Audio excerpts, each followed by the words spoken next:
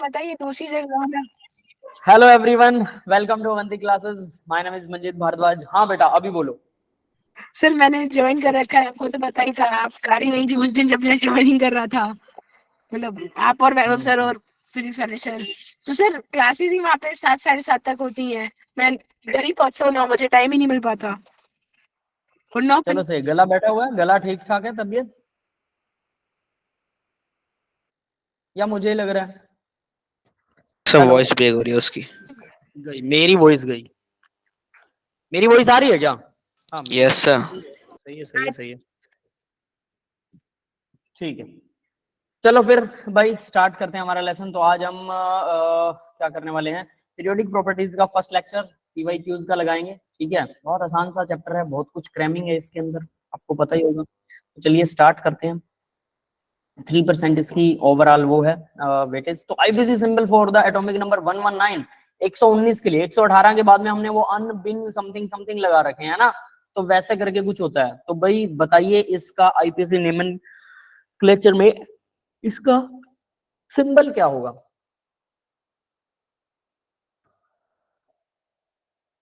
Sir C option. देखो, अगर 1 1 है और सबके आगे यू लगा हुआ है, तो पहला अगर यू है तो दूसरा भी यू ही होना चाहिए। तो यू जी कितनी सर। जगह पर? 3 जगह पर यू है। और 9 के लिए क्या बी है। लगाते हैं? 9 के लिए ई सर ई। ई। यस, युवराज ने सही बोला भी। तो यानी ऑप्शन होना चाहिए बी।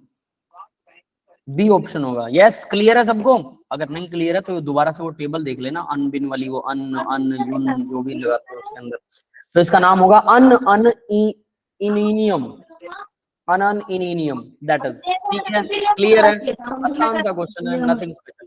नेक्स्ट क्वेश्चन देखो।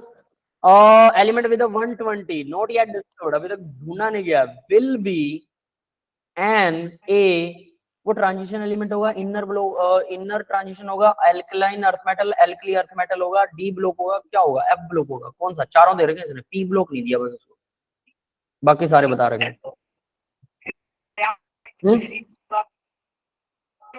युवराज बेटा, आपकी आवाज साफ नहीं आ रही, क्या कह रहे हो हमें समझ ही नहीं आ रहा।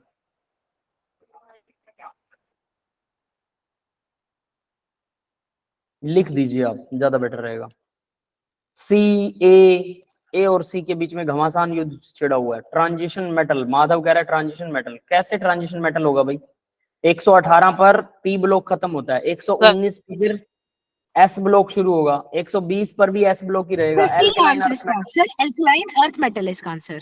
हाँ yes, that is C is the right option. Yes, clear है सबको? पीरियोडिक टेबल को सोचो जरा दिमाग में बिठा के, बहुत आसान क्वेश्चन है ना?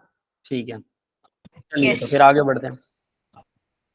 तो यहाँ इन्होंने बता रखा बहुत कहानी सी सुना के, एल्केलाइन अर्थ मेटल लास्ट में अगर ये एग्जिस्ट करेगा तो। तीसरा क्वेश्चन देखिए, the statement that is not correct for the periodic classification of element is, जो स्टेटमेंट सही नहीं है पीरियोडिक क्लासिफिकेशन के हिसाब से, वो कौन सी है? ये पूछ रहा हूँ। सर इसमें एबीसी मार्क कर दो प्लीज। एबीसी मार्क कर दूं मतलब? सर जैसे इसमें ना मतलब option A, option B, option C दिख नहीं रहा है। अच्छा, ऑप्शंस नहीं है? अरे इनमें से एक ही स्टेटमेंट बतानी सही, कौन सी है? सीधा आप स्टेटमेंट अच्छा बताओ ना, सॉरी सर, ऑप्शन। मैंने जूम कर रखा था। Okay,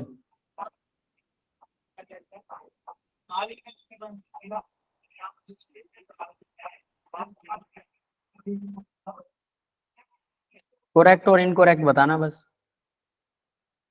note correct. और एक से ज्यादा आंसर सही हो सकते हैं, ये बता देता हूं पहले ही।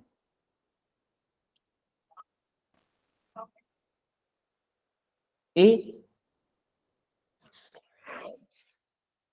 मुझे करेक्ट और इनकरेक्ट बताइए, इनमें से करेक्ट कौन सी है बस ये बता दो, या इनकरेक्ट कौन सी है ये बता दो। सर एक बी से ज्यादा। करेक्ट है।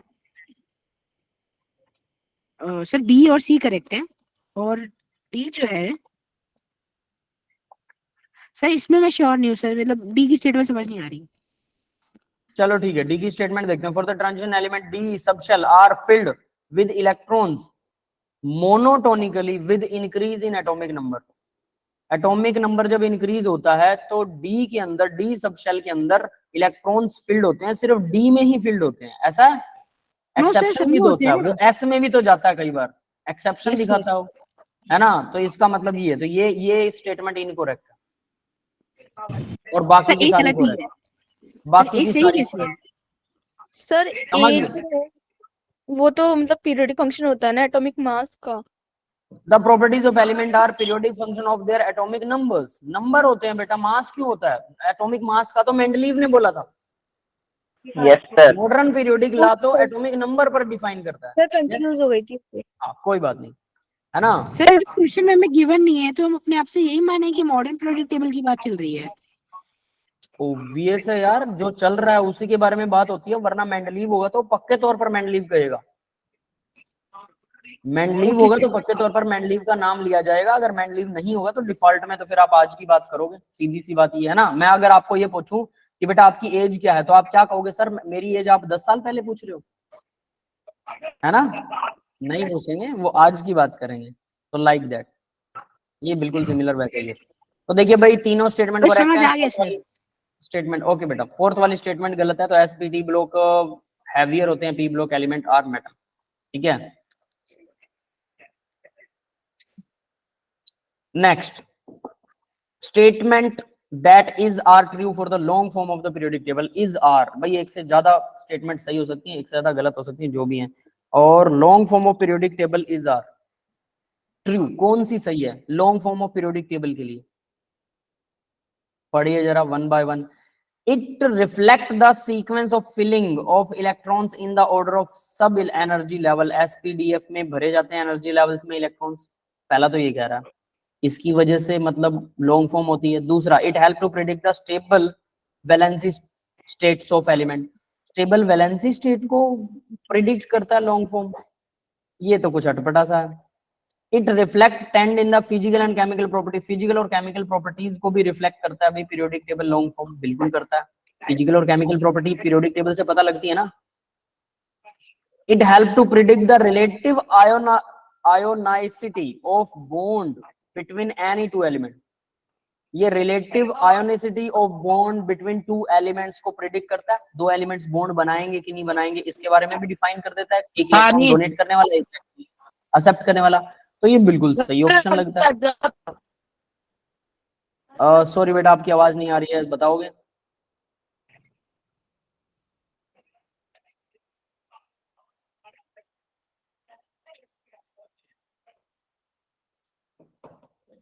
हेलो, कोई बोल रहा था कुछ? सर इसको ऑल आर करेक्ट होगा। क्या होगा? All are correct. All correct, ठीक है। हाँ। Let's see the option. All correct में जो मुझे लगता है भाई, sequence filling electron in order to sub energy levels reflect. Sir ये तो सही है। It help to predict the stable valency. Stable valency को भी ये प्रिडिक्ट करता है क्या? हाँ सर, क्योंकि सर देखो सीधी सी हाँ, बात है, वैलेंसी अगर भी हम दिखाता है, ठीक है, मान सकते हैं। हाँ, वैलेंसी कई बार दिखाता है, वैलेंसी के बारे में पता लगता है। फर्स्ट जो ब्लॉक है हमारा हेलिना की रब से फरियाद, hydrogen sodium potassium rubidium caesium francium, तो वो क्या है? डेफिनेटली वो भाई 1 वैलेंसी रखते हैं। एल्कलाइन अर्थ मेटल 2 वैलेंसी रखते हैं, तो ये सही है। रिफ्लेक्ट द टेंडेंसी, ये भी सही है। प्रेडिक्ट द आयनिसिटी, ये भी सही। सारे सही हैं, देखते हैं। सर यस सर, मैं नहीं बोला गलत होंगे। नीचे वाले 3 सही हैं, ऊपर वाला गलत है। पहला ऑप्शन गलत है, इनकरेक्ट। कैसे? It reflects sequence of filling of electrons in order to sub energy level। S में भरा जाएगा, P में भरा जाएगा, D में भरा जाएगा, F में भरा जाएगा। सही तो है यार।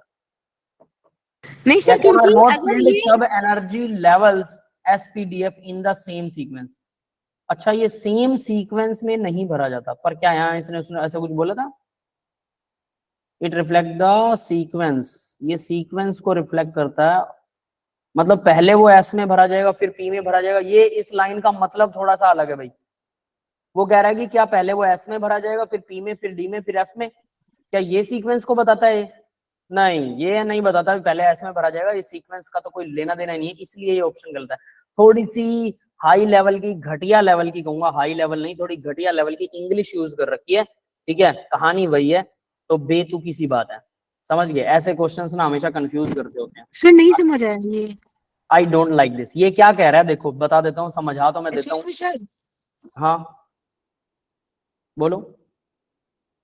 सर जैसे आपने कहा कि एसपीडीएफ मैंडेटरी नहीं होता, लेकिन सर अगर हम सेकंड चैप्टर को ही अपना देख ले हैं तो सर उसमें सारे लॉस पे ये कहते थे ना कि हम पहले एस को भरते हैं, फिर पी को, फिर मतलब डी को, फिर एस को भरते थे, फिर हम एनर्जी लेवल के हिसाब से पहले डी को लिखते थे एस से, हाँ वो क्योंकि पहले यानी डी की एनर्जी एनर्जी लेवल एस के से हिसाब ज्यादा से, नहीं होती है। सुनिए, इलेक्ट्रॉन तो एनर्जी लेवल के हिसाब से पहले डी में चला जाएगा ना, 3D में पहले जाएगा बजाय कि 4s भरने के, यस है ना? यस तो सर। एनर्जी यानी 4s पहले भरा जाएगा, सॉरी 3D बाद में भरा जाएगा। तो इसका मतलब एनर्जी लेवल जो है वो है इलेक्ट्रॉन का सीक्वेंस भरने का एनर्जी लेवल, एसपीडीएफ लेवल नहीं है।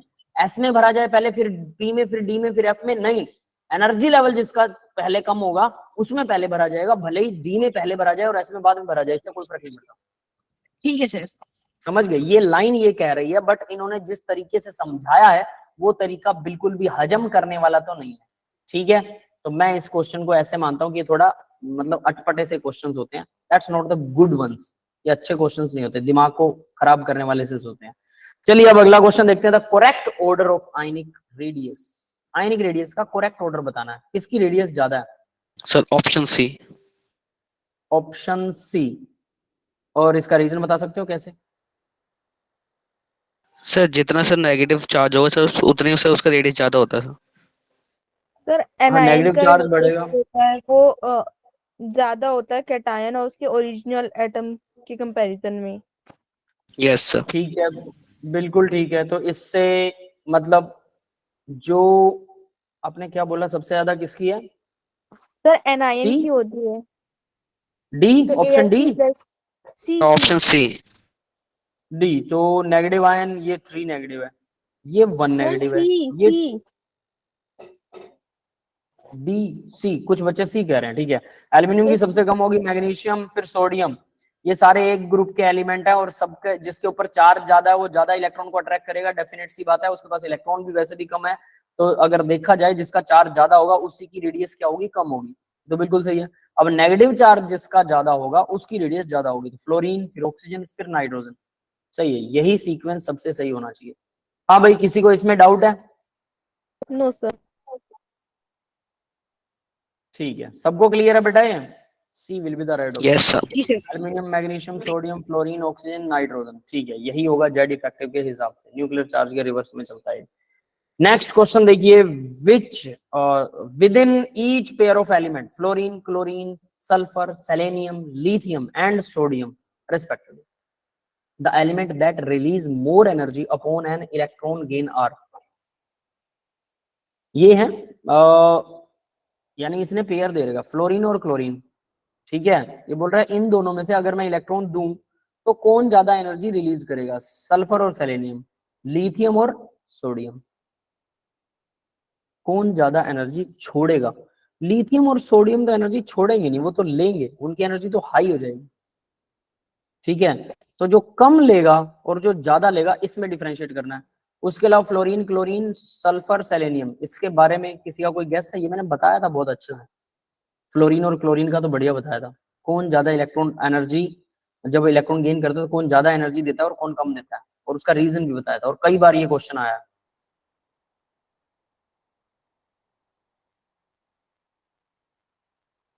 सल्फर सेलेनियम में नहीं पता लग रहा, कोई बात नहीं है, और वैसे तो वो जनरल ट्रेंड है सल्फर सेलेनियम वाला। तो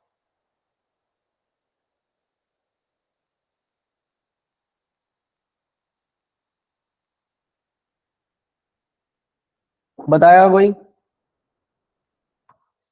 सर एक सेकेंड। डिफाइन करता हूं, देखो फ्लोरीन में पहले 2 इलेक्ट्रॉन और उसके बाद में कितने होते हैं? 1 2 3 4 5 6 7 इलेक्ट्रॉन। अब अगर फ्लोरीन ने 1 इलेक्ट्रॉन लिया तो उसके पास कितने हो जाएंगे? उसके पास हो जाएंगे 8 इलेक्ट्रॉन। ये 8th इलेक्ट्रॉन है, जिसकी वजह से फ्लोरीन का साइज होता है बहुत छोटा, तो स्टेरिकली हिंड्रेंस करेगा। 8 इलेक्ट्रॉन होंगे तो वो क्या होगा, क्योंकि फ्लोरीन को इलेक्ट्रॉन की रिक्वायरमेंट थी, इलेक्ट्रोनेगेटिव है, इलेक्ट्रॉन को खींच रहा है अपनी तरफ, तो अगर हम इसको कुछ देंगे, इसके पास में अगर इलेक्ट्रॉन हम भेज रहे हैं, फ्लोरीन के पास 1 इलेक्ट्रॉन हमने दे दिया इसको, तो ये हमें बदले में क्या देता है? ये हमें बदले में एनर्जी देता है, समझ गए? तो ये हमें एनर्जी देगा। अब वही चीज यानी एनर्जी हमें मिलेगी। अब वही चीज क्लोरीन के केस में देखते हैं। तो क्लोरीन का साइज काफी बड़ा है, 17 इलेक्ट्रॉन है, पहले में 2 आ गए, फिर उसके बाद में 8 आ गए, फिर उसके बाद में यहां पर आएंगे 7। तो यहां पर क्लोरीन के पास में 7 इलेक्ट्रॉन, अगर 8वां इलेक्ट्रॉन आ गया, ठीक है, तो 8वां इलेक्ट्रॉन अगर हम बनाते हैं, ये 8वां इलेक्ट्रॉन है, तो इसके इलेक्ट्रॉन्स का गैप अब भी इनफ है, और ये क्या करेगा, मतलब स्टेरिकली हिंड्रेंस नहीं करेगा, बट ये स्टेरिकली हिंड्रेंस कर रहा था। तो अगर मैं इसको इलेक्ट्रॉन देता हूँ, क्लोरीन को मैंने अगर 1 इलेक्ट्रॉन दिया, क्लोरीन को मैं 1 इलेक्ट्रॉन दे रहा हूं, तो क्लोरीन भी मुझे क्या देगा बदले में, मुझे लॉट्स ऑफ एनर्जी देगा। तो ये भी एनर्जी देगा, बट ये ज्यादा एनर्जी देगा। क्यों? क्योंकि इसमें स्टेरिकली हिंड्रेंस की वजह से इलेक्ट्रॉन इलेक्ट्रॉन को रिपेल नहीं कर रहे। हालांकि एनर्जी देनी चाहिए फ्लोरीन को ज्यादा, ये ज्यादा इलेक्ट्रॉन एक्टिविटी से ज्यादा जरूरत है इलेक्ट्रॉन्स की, बट क्योंकि इलेक्ट्रॉन मिलने के बाद ही खींचता तो बहुत स्ट्रेंथ से है, फ्लोरीन बहुत जोर से खींचता है इलेक्ट्रॉन को, बट इलेक्ट्रॉन मिलने के बाद में वो अपने ही ऑर्बिटल में दूसरे इलेक्ट्रॉन्स उसको रिपेल करते हैं। इस वजह से क्या हो जाता है, उस रिपल्शन की वजह से, उस रिपल्शन की वजह से जितनी एनर्जी से देनी चाहिए उतनी नहीं दे पाता। तो यानी कि क्लोरीन और फ्लोरीन में क्लोरीन जो है वो ज्यादा एनर्जी देगा, फ्लोरीन कम देगा, उसके नीचे वाले तो फिर कम ही एनर्जी देंगे। होना ये चाहिए नीचे से ऊपर एनर्जी बढ़ेगी, यानी फ्लोरीन को सबसे ज्यादा एनर्जी देनी चाहिए, बट इस सीक्वेंस में फ्लोरीन जो है एक्सेप्शन है, क्लोरीन जो है वो फ्लोरीन से भी ज्यादा एनर्जी देता है। रीजन समझ में आ गया होगा, स्मॉल साइज जिससे इलेक्ट्रॉन की रिपल्शन बढ़ जाती है। यस, क्लियर है ये सबको? जी सर। तो फ्लोरीन क्लोरीन तो क्लियर हो गया सबको। अब बताओ जरा बाकी, सल्फर और सेलेनियम में नॉर्मल वो चलेगा, नॉर्मल वाला सीक्वेंस, मतलब जो नीचे आएगा उसको इलेक्ट्रॉन देंगे, भाई नीचे की तरफ इलेक्ट्रॉन डोनेट करने की टेंडेंसी बढ़ती है, लेने की नहीं बढ़ती। तो नीचे जो नीचे आ रहे हैं ऊपर से नीचे, तो नीचे वाले इलेक्ट्रॉन देंगे तो एनर्जी नहीं देंगे, कम देंगे मुकाबले में, तो ऊपर वाला ज्यादा देगा तो सल्फर ज्यादा देगा। क्लियर है? सेम सीक्वेंस लिथियम और सोडियम में लगेगा यार, है ना? तो नीचे की तरफ इलेक्ट्रॉन डोनेट करने की टेंडेंसी बढ़ती है, ऊपर लेने की टेंडेंसी ज्यादा होती है। तो हालांकि लिथियम और सोडियम दोनों इलेक्ट्रॉन लेना नहीं चाहते, डोनेट करना चाहते हैं, बट अगर हम उन्हें दे जबरदस्ती तो कौन आसानी से ले लेगा? लिथियम थोड़ा आसानी से ले लेगा, सोडियम जो है आसानी से नहीं लेगा। ठीक है, तो यानी लिथियम इलेक्ट्रॉन हमें एनर्जी हमें देनी पड़ेगी, बट मुकाबले में सोडियम के मुकाबले में कम एनर्जी देनी पड़ेगी, कुल मिला के वो भी सीक्वेंस में आएगा। क्लियर है? ये समझ में आ गया होगा, लिथियम और सोडियम। यस, क्लियर है? यस। सबका सीक्वेंस ये बनेगा। ठीक है, अब ऑन द इलेक्ट्रॉन की एनर्जी रिलीज, एनर्जी रिलीज का ऑर्डर ये बनने वाला है। चलिए आगे बढ़ते हैं बेटा। The group number of valence electron and valency of an element with atomic number 15 respectively are. Atomic number 15 में ग्रुप का नंबर कौन सा है, वैलेंस इलेक्ट्रॉन कितने हैं, और वैलेंसी कितनी होती है इस ग्रुप की। जिसका एटॉमिक नंबर 15 है उस एलिमेंट की वैलेंसी बताइए, उसके वैलेंस इलेक्ट्रॉन बताइए, और उसका ग्रुप नंबर बताइए। बहुत आसान क्वेश्चन है, अगर पीरियोडिक टेबल देखोगे तो वैसे ही पता लग जाएगा। Sir option D, D option. Option number D, D option क्या कहता है? 15। भाई ग्रुप नंबर 15 का 15 ही है, यस सर। और वैलेंस इलेक्ट्रॉन 6 है, और वैलेंसी जो है वो 2 है। 15 एटॉमिक नंबर किसका होता है, पहले तो मेरे को ये बता दो। सर बी है। फॉस्फोरस। फॉस्फोरस। इलेक्ट्रॉनिक कॉन्फ़िगरेशन लिख लो, 1s2 2s2। बी है सर। ठीक है बेटा, देखते हैं। 2s2 2p6 3s2 3p कितने आ जाएंगे? 10 2 12 और 3 15, 3p में 15। टोटल इलेक्ट्रॉन कितने हो गए valence? Last shell valence shell होती है, उसमें जितने भी इलेक्ट्रॉन, थर्ड शेल में जितने भी इलेक्ट्रॉन है सारे वैलेंस इलेक्ट्रॉन होते हैं। तो वैलेंस इलेक्ट्रॉन कितने बन गए? 5। Is this not 5? जी सर। 5। और उसके बाद इसकी वैलेंसी कितनी है, कैसे निकालते हैं वैलेंसी? टोटल इलेक्ट्रॉन 3 हो कितने गए लास्ट सर। शेल में?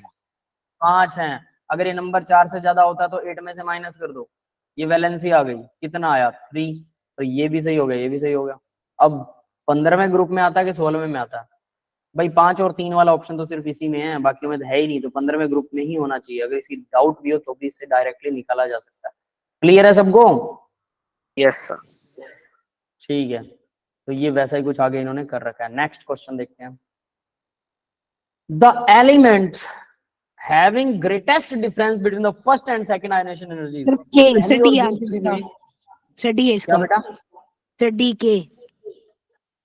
पोटेशियम। अब हाँ सर, हमें क्योंकि जो वो 19 नंबर पे होता है, उसको उसको स्टेबल और उसके पास यानी 19 इलेक्ट्रॉन्स हैं, वो अपने एक इलेक्ट्रॉन लेगा 18 बनाने के लिए ना, तो टेक्निकली देखा जाए तो इन सबसे सबसे ज्यादा इलेक्ट्रॉन लूज सेकंड इलेक्ट्रॉन यानी पहला। एक मिनट, क्या आप बोल रहे हो? हमें सर समझ नहीं सर आया। पोटेशियम ही होगा सर। मतलब आंसर सही है सर मेरा बस। पोटेशियम सर होगा पोटेशियम, सर पोटेशियम इसलिए होगा सर क्योंकि वो सर उसके इलेक्ट्रॉन 19 होते हैं और 19 के बाद एक इलेक्ट्रॉन निकल जाएगा, तो सर वो आर्गन की नोबल गैस अटेंड कर लेता है सर वो 18 हो जाएंगे कॉन्फ़िगरेशन। उसमें, और आर्गन का नोबल गैस इलेक्ट्रॉनिक कॉन्फ़िगरेशन आ जाएगा 18 में से एक इलेक्ट्रॉन निकालना पोटेशियम, वो भी पॉजिटिव चार्ज होने के बाद, मुश्किल हो जाएगा सर। बहुत मुश्किल, क्योंकि वो इनर शेल का इलेक्ट्रॉन है, अंदर वाली, लास्ट में एक इलेक्ट्रॉन होता है। चलो इसकी इलेक्ट्रॉनिक कॉन्फ़िगरेशन लिखते हैं, थोड़ा बेटर समझ में आएगा। पोटेशियम सर मैंने भी यही बोला था सर। बोला यही था, लेकिन आपने कुछ गड़बड़ कर दी थी शायद, कुछ बोलते बोलते उल्टा बोल गए थे कुछ, मुझे लग रहा नहीं है। सर, मेरे को मैंने ना जब के बोला ना, मैंने सेकंड वापस पढ़ा तो मेरे को लगा कि क्या कैल्शियम होगा, इस वजह से मैं चुप हो गया। हाँ वही मैं थोड़ा सोच रहा था, है ना। 1s2 2s2 2p6 3s2 3p6 4s1 हो गया क्या 19? Yes sir. यस ठीक है, तो अब देखो जब ये एक इलेक्ट्रॉन उड़ाएगा तो 4s में 0 हो जाएंगे। अब क्या हुआ, अगर यहाँ पर 4s में हो गए 0, पोटेशियम पर बन गया 1 पॉजिटिव। अब उसने क्या बोला, पहला इलेक्ट्रॉन उड़ाना उसके लिए बहुत आसान है, फिर वो कह रहा है सेकंड और फर्स्ट में बहुत बड़ा डिफरेंस होना चाहिए, दूसरा इलेक्ट्रॉन उसे अंदर वाली शेल से उड़ाना पड़ेगा, और अंदर वाली शेल भी जो कि बिल्कुल पूरी भरी पड़ी है, कंप्लीट फिल्ड इलेक्ट्रॉन शेल से इलेक्ट्रॉन उड़ाना, और वो भी पॉजिटिव चार्ज एटम के लिए, और वो भी इनर शेल से उड़ाना। बाहर वाली शेल ही इलेक्ट्रॉन में पार्टिसिपेट करती है, एस ब्लॉक और पी ब्लॉक की। जो डी ब्लॉक है उसमें एक अंदर वाली और एक बाहर वाली दोनों करती हैं पार्टिसिपेट, और एफ ब्लॉक में तो दो अंदर वाली और एक बाहर वाली तीन करती हैं पार्टिसिपेट। तो यहाँ तो एक ही करती है, हमें पता है, तो यानी अंदर वाली शेल तो पार्टिसिपेट करती नहीं बॉन्डिंग में, ये तो बहुत अंदर होती है, मतलब बहुत स्ट्रांगली बाइंडेड होती है, तो इसमें से इलेक्ट्रॉन उड़ाना बहुत मुश्किल है। तो अगर मैं यहाँ से 5 इलेक्ट्रॉन कर रहा हूँ तो ये मेरे लिए इम्पॉसिबल सा हो जाएगा, मतलब पहली और दूसरी में काफी बड़ा गैप आ जाएगा। स्कैंडियम 21 एटॉमिक नंबर, एक दो उड़ा दो कोई फर्क नहीं पड़ता, क्योंकि 4s में 2 होते हैं इसके अंदर, डेफिनेटली दोनों को उड़ाया जा सकता है। और 3d में 1, 3d में 1 4s में 2, इलेक्ट्रॉन कॉन्फ़िगरेशन लिख के देखो इसकी, तो d भी पार्टिसिपेट करता है और 4s के दोनों उड़ा दो, डेफिनेट है। स्कैंडियम आसान है काम। कैल्शियम में भी 4s, कितने 4s में उड़ते हैं कैल्शियम में या 3s में? 4s में से उड़ते हैं। तो कैल्शियम में भी 4s में 2 होते हैं, दोनों को उड़ाना आसान है, एक उड़ा दिया एक और उड़ा दो, ज्यादा जोर नहीं लगेगा। बैरियम, बैरियम कहां पे आता है? एस ब्लॉक एलिमेंट में, यस। हेलिना की रब सर दूसरे में आता है सर। दूसरे में आता है, सॉरी यार गलत कर दिया, हाँ कैल्शियम वाले में आएगा, है ना, हेलिना की रब से फरियाद वाले में। तो दूसरा कौन सा है? कैल्शियम, Mg, देखो ये कह रहे beryllium, beryllium, magnesium, magnesium, calcium, calcium, strontium, Ba barium, आ और गया sir. R radium, Rn Ra, ठीक है, बैरियम आर रेडियम, ए ठीक है। तो बैरियम रेडियम, तो बैरियम यहाँ आता है, तो इसमें भी तो क्या होगा, ये कौन सा छठा है, तो 6s में 2 होगा, है ना, छठा ग्रुप है, 6s में 2 होने वाले, तो इसमें से भी एक इलेक्ट्रॉन निकालोगे फिर दूसरा निकालोगे, s में से निकल रहे हैं, लेकिन यहाँ एक s में से और एक अंदर वाली 4s और 3p, बहुत बड़ा फर्क है। समझ में आ गया सबको क्वेश्चन? जी यस सर। सर। थोड़ा ध्यान से कीजिए, रीजन जरूर पता होना चाहिए, एक बार टाइम लगता है उसके बाद रीजनिंग आने लग जाती है, ये कहानी से लंबी चौड़ी लिख रही है। The correct option with respect to Pauling electronegativity values of the element, किसकी ज्यादा किसकी कम है पाउलिंग स्केल के अकॉर्डिंग। 3-4 तो मैंने याद करवा रखी थी आप लोगों को, है ना, याद के लिए बोला था। फ्लोरीन याद है, चलो दोबारा बताते हैं। फ्लोरीन की पाउलिंग स्केल के अकॉर्डिंग इलेक्ट्रोनेगेटिविटी कितनी होती है? 4। फ्लोरीन से पहले क्या होता है? ऑक्सीजन 3.5। ऑक्सीजन से पहले क्या होता है? नाइट्रोजन, नाइट्रोजन की 3। ये समझ में आ रहा है क्या क्या लिख रहा हूं मैं? जी सर। नाइट्रोजन से पहले क्या होता है? Carbon, carbon. कार्बन की 2.5 होती है, ठीक है। और फिर फ्लोरीन के नीचे क्या आता है? क्लोरीन और ऑक्सीजन, क्लोरीन की होती है 3.2, ठीक है। और एक हाइड्रोजन, हाइड्रोजन की इलेक्ट्रॉनेगेटिविटी कितनी होती है? 1.2 होती है, 2.1 होती है। I am confuse in between these two, check करो हाइड्रोजन की इलेक्ट्रॉनेगेटिविटी कितनी होती है, आई थिंक 2.1 होती है, और ये तो मैंने सारे याद करने के लिए बोल रखा है। इलेक्ट्रॉनेगेटिविटी ऑफ हाइड्रोजन चेक करो भाई,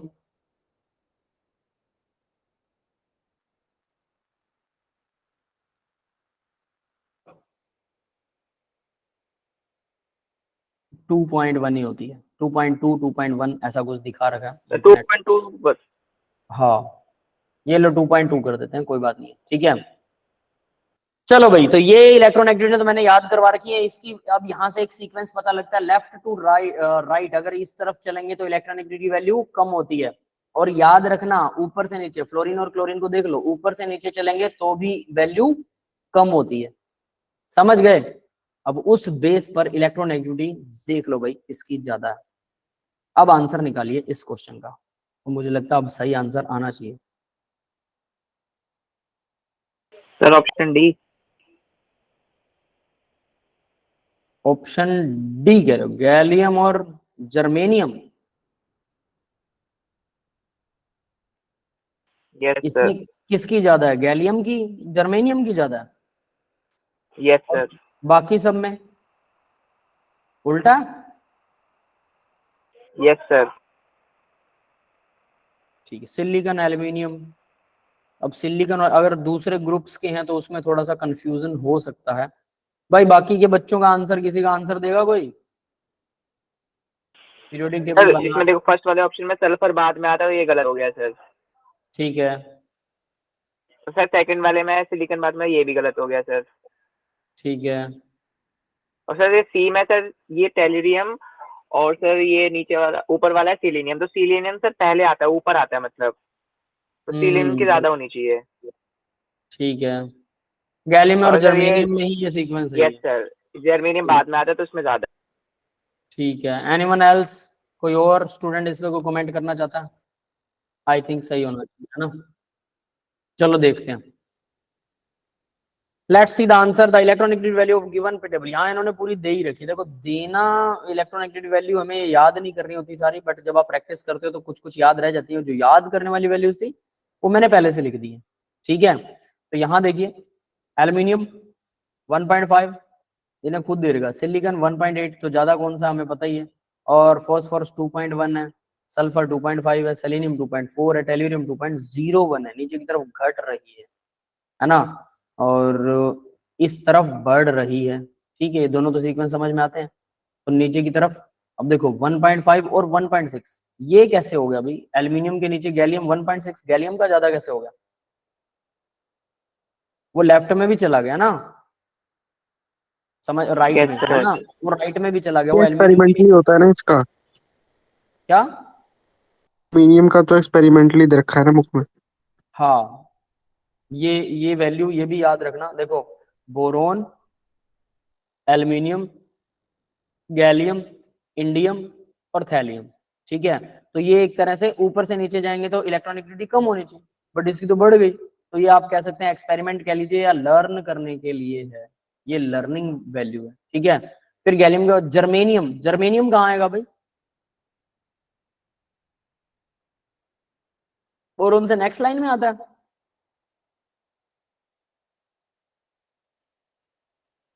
इसमें तो बिस्मत आ रहा है, जर्मेनियम कहाँ आएगा भाई? सर गैलियम के बाद जर्मेनियम आता है ना, वो सर मैंने इसमें आता है ना, मिस कर दिया क्या? मतलब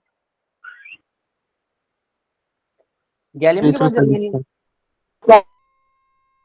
कार्बन सिलिकॉन जर्मेनियम सर ये होता है ना सर। हाँ, कार्बन वाली लाइन में वही बोल रहा हूँ यार मैं, कि यहाँ पर कैसे आएगा? देखो कार्बन, सर सिलिकॉन, आपने वो बी और एन में सी मिस कर दिया। हाँ वो सी मिस, वो तो मैंने फिर इसको देख के लिखा था ना, क्या बोलते हैं इसको, यस सर। वैसे ही लिखा था वो मैंने बिना सोचे। Carbon, silicon, germanium, SN, tin, PB, lead, ठीक है, इसमें आता है जर्मेनियम। तो लेफ्ट टू राइट जाते हैं तो ऑब्वियस है, लेफ्ट से राइट की तरफ जाएंगे तो इलेक्ट्रॉनिक बढ़ती है ना। तो यहाँ पर भी इलेक्ट्रॉनिक बढ़ रही है, ये इसका रीजन तो ये है। हालांकि इन्होंने एल्यूमिनियम और गैलियम के बीच में क्या पूछा था, क्या एल्यूमिनियम और गैलियम के बीच में? नहीं सर ये नहीं पूछा, एलिकॉन और सिलिकॉन के पूछा था सर। हाँ, अब देखो अगर एल्यूमिनियम और गैलियम के बीच में पूछ लेते तो हमारे हिसाब से क्या होना चाहिए था कि गैलियम की इलेक्ट्रॉनिसिटी कम आनी चाहिए, बट वो ज्यादा है। तो अब ये एक्सेप्शन की तरह याद रखना आप लोग, यहाँ इन्होंने वैल्यू दे रखी है, तो ये इंपॉर्टेंटली आपको लर्न करना है। जी हालांकि सर। क्वेश्चन में नहीं है, बट क्वेश्चन कहीं पे आ सकता है, एक्सेप्शन। ठीक है, क्लियर है बेटा सबको? हाँ भाई, सब सो गए क्या? Yes sir. सर इसके तो पूरे ग्रुप में ही आगे पीछे होती है। हाँ, सबका उल्टा पुल्टा होता है, वो याद ही करनी पड़ेगी, ऑब्वियस है। ये सारा क्रैमिंग बेस्ड लेसन है, तो इसके पीवाईक्यू डायरेक्ट लगाइए, सीधा याद कीजिए बार बार। बट आसान है, कमाल की बात ये है कि इसमें कोई बहुत बड़े लॉजिक्स तो है नहीं, तो ये आसान सा लेसन है। साथ में इलेक्ट्रॉनिक कॉन्फ़िगरेशन तो हर बच्चे को आनी चाहिए।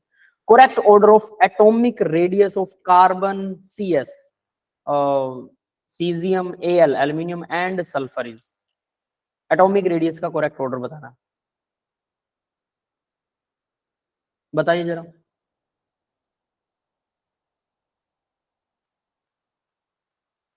बता सकता है कोई? 2 मिनट सर। ठीक सर है, ए होगा इसका। रीजन के साथ बताइए, विद रीजन। अगर आपका कुछ भी आ रहा है आंसर, कोई दिक्कत नहीं है, बट हमें रीजन चाहिए साथ में।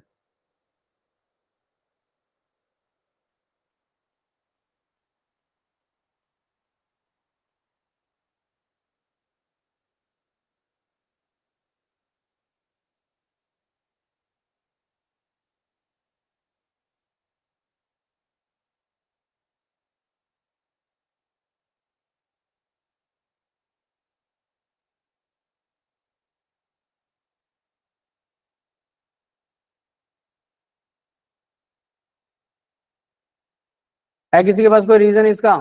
1 2 3 4, किसी और का आंसर आया हो? सर मेरा डी आ रहा है सर। तो ऑप्शन डी। ठीक है, कैसे आया चलो ये बताओ भाई। Correct order of atomic radius, sir- atomic radius left to right sir- बढ़ती है कि कम होती है? सर Decline कम होती है सर, कम होती है, और जैसे ऊपर से नीचे आते से बढ़ रही है। ऊपर से ऊपर नीचे नीचे बढ़ती है सर। और उसमें सबसे सीजियम, नीचे सर ये होगा सीजियम। सीजियम सबसे नीचे होने वाला, क्योंकि ऑब्वियस है वो लेफ्ट यस में भी सर। है, तो सबसे ज्यादा होगी। लेकिन सबसे ज्यादा होगी, ऑब्वियस है। सीजियम के बाद एल्यूमिनियम, कार्बन और एल्यूमिनियम सर। सल्फर में कैसे डिफाइन करेंगे? सर एल्यूमिनियम की एल्यूमिनियम रेडियस, सल्फर से पहले आता है ना सर, तो एल्यूमिनियम की ज्यादा हो जाएगी सल्फर से। ठीक है, सल्फर से और ज्यादा होगी तो कार्बन की कार्बन, सल्फर से पहले आता है तो कार्बन की भी हो जाएगी। ठीक है। बाकी सबको समझ में आया? चलो देखते हैं आंसर।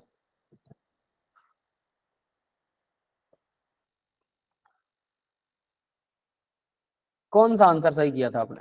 सर ए है। सर डी, मैंने अभी डी बोला था सर। डी बोला था, तो ए आंसर तो ए है। यस ए सर। ही होना चाहिए। सर एक्सप्लेन कर दीजिए सर। ठीक है, एक्सप्लेन करते हैं।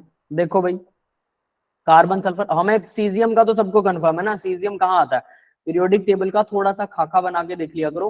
Hydrogen, lithium, sodium, potassium, rubidium, caesium, francium. ठीक है, तो ये तो भाई सबसे नीचे आ रहा है, ऑब्वियस है, छठे ग्रुप में आ रहा है, छठे पीरियड में आ रहा है, तो इसकी तो ऑब्वियस है क्या होनी चाहिए, क्या बोलते हैं उसे, आयनिक जो रेडियस है इसकी, है ना, एटॉमिक रेडियस वो ज्यादा होगी, नीचे की तरफ रेडियस बढ़ती है।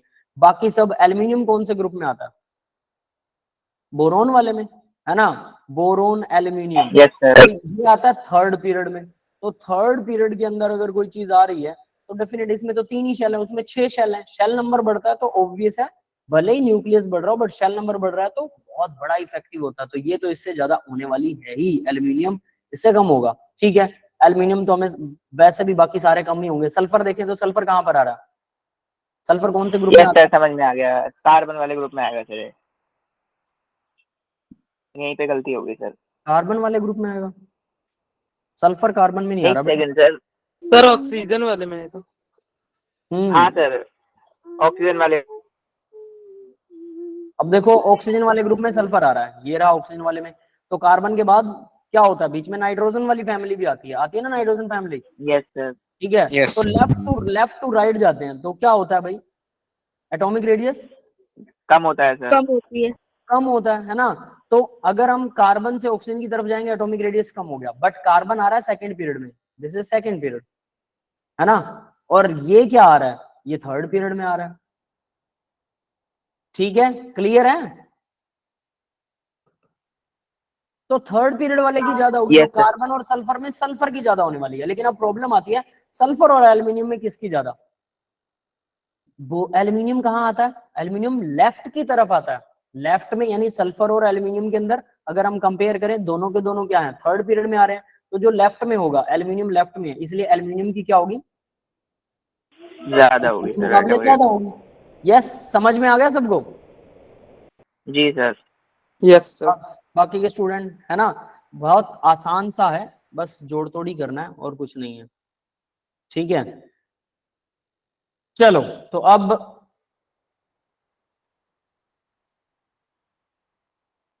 सर ये ब्लैक हो गई इसलिए मुझे दिख रही है। ब्लैक हो गई बेटा, एक मिनट रुक जाओ रुक जाओ रुक जाओ रुक जाओ, मैंने कुछ आ गई क्या, पीरियोडिक टेबल आई है इसके सामने, यस सर। है ना, पीरियोडिक टेबल मैं इसी को लेके आ रहा था, ये ब्लैक हो गई अपने आप ही। तो देखो भाई पीरियोडिक टेबल, अब मैं आपको, क्योंकि ये लेसन जो है सारा इसी पीरियोडिक टेबल के ऊपर बेस्ड है और इलेक्ट्रॉनिक कॉन्फ़िगरेशन पर बेस्ड है, तो इलेक्ट्रॉनिक कॉन्फ़िगरेशन कंप्लीट कैसे लिखते हैं बस उसके ऊपर 10 मिनट थोड़ा समझाऊंगा और फिर लेक्चर खत्म करेंगे। क्वेश्चन हमारे इतने ही थे, ठीक है। तो पहले थोड़ा सा, क्योंकि ये सबसे कोर ऑफ द आप कह सकते हो कि लेसन है कि पीरियोडिक टेबल में इलेक्ट्रॉनिक कॉन्फ़िगरेशन लिखते कैसे हैं। तो चलिए शुरू करते हैं। जैसे पहला आपके सामने है, पहला पीरियड ये है ना, इसको बोलते हैं एस, ठीक है, मैं इसको 1 नाम दे रहा हूं पहले। फिर ये दूसरा पीरियड है, ये 2 है, तीसरा पीरियड है 3 है, फोर्थ पीरियड है, फिफ्थ पीरियड है, सिक्स्थ और सेवंथ। और आपको पता होगा अच्छे से कि ये जो सेवंथ पीरियड है इसके अंदर मैंने ना जितने भी एक्सेप्शन है, इलेक्ट्रॉनिक कॉन्फ़िगरेशनों के एक्सेप्शन होते हैं वो सभी मार्क कर रखे हैं, दिख रहे हैं सबको, ये जो हैश लगा रखे हैं, यस सर। ठीक है। और इसके अंदर देखो जो इंपॉर्टेंट लिख रखा है, एक यहाँ पर इंपॉर्टेंट है, एक यहाँ पर इंपॉर्टेंट है, दो ही ऐसे हमारे पास पीरियोडिक टेबल के अंदर एलिमेंट्स हैं। कौन सा है, एक तो है पैलाडियम और दूसरा है थोरियम, दिस वन थोरियम, और ये पैलाडियम, ये पैलाडियम के लिए। ये दो हैं जो डबल एक्सेप्शन है, मतलब 2 इलेक्ट्रॉन्स का एक्सेप्शन। नॉर्मल इलेक्ट्रॉनिक कॉन्फ़िगरेशन लिखो, इसी में अगर एक्सेप्शन है इसका मतलब एक इलेक्ट्रॉन को जो हायर में जाना चाहिए उसको लोअर में कर दो, या लोअर में जाना चाहिए तो उसको हायर में कर दो, बस यही करते हैं हम, एक इलेक्ट्रॉन का एक्सेप्शन दिखाते हैं। बट यहाँ पैलाडियम और थोरियम के अंदर 2 इलेक्ट्रॉन्स का एक्सेप्शन है, इसलिए दोनों पर इंपॉर्टेंट लगा रखा है, ठीक है। और आपको ये पता होगा जो हमारे ये जो एफ ब्लॉक एलिमेंट है वो एक्चुअल में यही आते हैं, लैंथेनम और एक्टिनियम के बाद। देखो यहाँ था 57, फिर हो गया 71, यानी कि 58 से लेकर 71 तक जो टेटियम, तो वो हमने यहीं पर भर रखे हैं। तो मैं क्या करता हूँ, अगर मैं इसको यहाँ से काट दूं, इस पूरे को उठा के दूसरी तरफ कर दूं, इस पूरे को उठा के दूसरी तरफ कर दूं, और इनके बीच में ये यहाँ पे घुसा दूं, ये 2 लाइनें है ना, जैसे अब यहाँ इन्होंने एक 2 लाइनें ये भी तो घुसा रखी ना, अगर मैं इस डी ब्लॉक वाले को पूरे को यहाँ से कट कर दूं ऐसे करके, और फिर इसको और इसको मिला दूं, तो ऐसा कुछ ही यहाँ इन्होंने कर रखा है कि ये 2 लाइनें थी, बहुत लंबी 2 लाइनें थी, ये वाली लैंथेनम के बाद ये वाली यहाँ लगा दी, और फिर ये पूरा का पूरा यहाँ से पूरा इतना बड़ा हिस्सा कट करके, और ये हिस्सा इसके बाद शुरू होगा, इसके बाद, समझ रहे हो ना, समझ में आया सबको। तो ऐसे हमारी जो पीरियोडिक टेबल होती है वो लॉन्ग फॉर्म पीरियोडिक टेबल है, लंबाई में होती है ये, है ना। पीरियड साथ ही होते हैं, ये जो 2 नीचे दिखा रखे हैं, क्योंकि इतना बड़ा पेज नहीं होता हमारे पास, तो हमने इसी में कर रखा है। और मैंने यहाँ पर सारे नाम भी लिख रखे हैं, देखो ये निहोनियम जो जनरली नाम नहीं मिलते, फ्लेरोवियम, ठीक है, मॉस्कोवियम, लिवरमोसियम, टेनेसाइन और ऑर्गेनेसन, ठीक है, ये सारे नाम भी हैं विद, जो कि लगभग रिकमेंडेड हैं सभी के सभी IUPAC से। एक दो ऐसे हैं जिनके ऊपर अभी भी प्रॉब्लम चल रही है, तो वो रिकमेंडेड नहीं है, बट जनरली उनके नाम हम कुछ इसी तरह से लेते हैं। तो 7 पीरियड है पीरियोडिक टेबल में। अब यहाँ देखना इलेक्ट्रॉनिक कॉन्फ़िगरेशन कैसे लिखते हैं। हीलियम और हाइड्रोजन दोनों एस ब्लॉक में आते हैं ना, तो सिर्फ एस लिखेंगे, 1s। उसके बाद सेकेंड पीरियड की बात चल रही है, तो ये देखिए 2 हैं एस में और 6 हैं पी में, तो सेकंड है तो सबके साथ सेकंड लगेगा, S 2s, P भी है इसमें 2p, S और P दोनों के साथ लगेगा। ये समझ में आ गया, शॉर्ट ट्रिक है ये, इसको याद करने की। फिर थर्ड S आ गया 3s, 3s में देखो ये रहा 3s, और फिर उसके बाद क्या रहा है 3p, ठीक है, तो 3s और 3p ये आ गया। फर्दर फोर्थ में क्या आ रहा है, फोर्थ में 4s भी आ रहा है, 3d, d अगर लगाना है तो एक कम हो जाएगा, जो पीरियड चल रहा है फोर्थ वाला उससे एक कम कर दो d, और फिर p तो वही रहेगा जो है। तो यहां क्या होगा 4s, 4s 3D और 4P, S और P हमेशा रहने वाले हैं। फिफ्थ वाले में भी सेम है, 5S D लगाना है तो एक कम कर देंगे 4D और 5P। और सिक्स्थ वाले में क्या हो रहा है, अब देखो सिक्स्थ में थोड़ा सा ध्यान देना पड़ेगा। S है छठे में, बिल्कुल, फिर S के बाद क्या है, S के बाद में फिर से D ब्लॉक है, बट ये तो अकेला है D ब्लॉक और ये पढ़ा यहाँ जाता है, F में पढ़ा जाता है, तो इसलिए हम इसको F में कंसिडर करेंगे। मतलब S के बाद F आया, F के बाद फिर ये सारे क्या है, ये सारे D आए, और D के बाद फिर क्या आ रहा है, फिर ये सारे क्या है, ये P आए। तो S, F, फिर D, फिर P, और जब भी F लगाएंगे तो F जो भी पीरियड चल रहा है उससे 2 कम कर देते हैं F ब्लॉक एलिमेंट्स के लिए, है ना। D के लिए 1 कम करते, तो छठा पीरियड है 6S आएगा, फिर F आएगा, 6 में से 2 कम किया, 4F भरा जाएगा। फिर D आ रहा है, D जो पीरियड चल रहा है उससे 1 कम चलता है तो 5D आएगा। फिर उसके बाद क्या आएगा, जो पीरियड चल रहा है वही क्या होता है, 6P, P वही रहता है। और सेवंथ के अंदर अब क्या आने वाला है, सेम इसी का एक एक बढ़ा दो, बस कुछ भी नहीं करना। सेवंथ में भी वही 7S, फिर 5F, 2 कम हो जाएगा 7 से, फिर उसके बाद में 6D, 1 कम हो जाएगा 7 से, फिर उसके बाद में 7P। ये इलेक्ट्रॉनिक कॉन्फ़िगरेशन कंप्लीटली लिखी गई, इसे एक लाइन में लिख दो। तो इसे याद करने का सीक्वेंस क्या होता है, S, SP, SP, 2 बार SP है, फिर उसके बाद क्या आ रहा है, SDP, फिर क्या आ रहा है, SDP, उसके बाद देखिए जरा नेक्स्ट वाले में SFDP, SFDP, नेक्स्ट वाला फिर से SFDP। अगर ये सीक्वेंस आप याद कर लेते हो, देखो SPSP, SDP, SDP, SFDP, SFDP, सिर्फ 3 ही तो वर्ड याद करने हैं, SP, SDP, SFDP, just 3 words, और आपकी पूरी इलेक्ट्रॉनिक कॉन्फ़िगरेशन इसके अंदर आपको याद हो जाएगी। समझ में आया भाई सबको, कौन सा पहले भरा जाएगा कौन सा बाद में भरा जाएगा, अपने आप एनर्जी लेवल के हिसाब से ये चल रहा है और बहुत आसानी से सही चलेगा, नो वरी अबाउट दिस, ठीक है। तो एक तो ये चीज याद रखिए। अब इस इलेक्ट्रॉनिक कॉन्फ़िगरेशन के साथ साथ मैं पीरियोडिक टेबल के अंदर देखो, ये है alkaline earth metal, sorry alkali metal, ये एल्कलाइन अर्थ मेटल पता होगा, है ना। ये है डी ब्लॉक, ये है पी ब्लॉक, ये है एफ ब्लॉक, यहाँ एक्सेप्शन सारे मैंने लिख रखे हैं। अब देखो फेरस मेटल कौन सी होती है, ये आपकी स्क्रीन के ऊपर आपको दिखाई दे रहा होगा, फेरस मेटल्स। तो फेरस मेटल होती है जिसमें आयरन आता है, ये रहा आयरन, ये है कोबाल्ट, ये है निकल, इन तीनों को बोलते हैं फेरस मेटल, आयरन, कोबाल्ट और निकल, दैट इज फेरस मेटल। और फिर नीचे 6 एलिमेंट और दे रखे हैं, ठीक है, उनको बोलते हैं प्लेटिनम मेटल, उनका नाम प्लेटिनम मेटल होता है। 6 का कौन सा, ruthenium, rhodium, palladium, osmium, iridium, platinum, ये 6 के 6 एलिमेंट को प्लेटिनम मेटल्स बोलते हैं, ये बॉक्स जो बना हुआ है।